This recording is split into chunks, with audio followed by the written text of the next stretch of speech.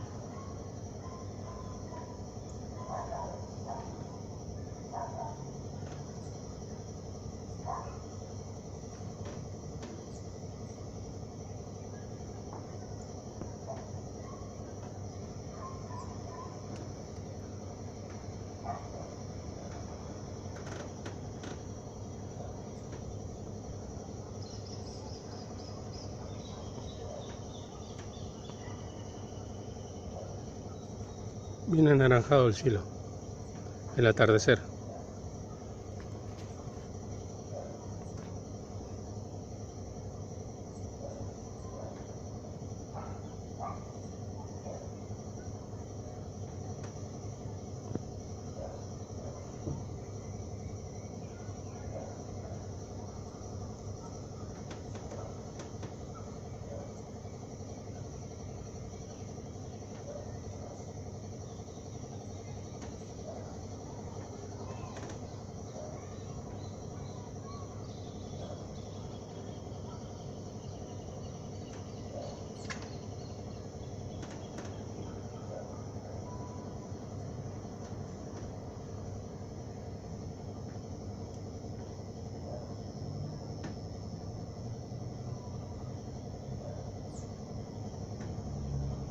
Son las 7:30 de la tarde pasada.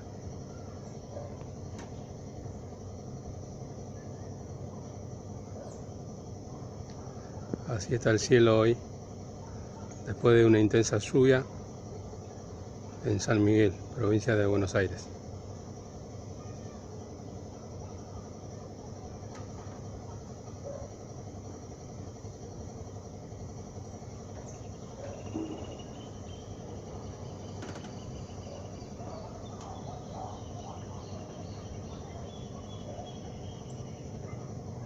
Para mañana está anunciado lluvia de vuelta.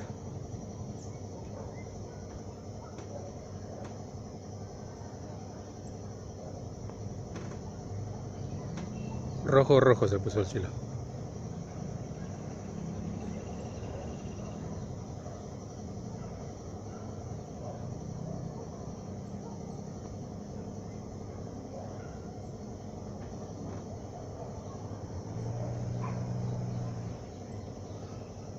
Bueno amigos, si les gustó mi video, suscríbanse y denle like y no se olviden de activar la campanita.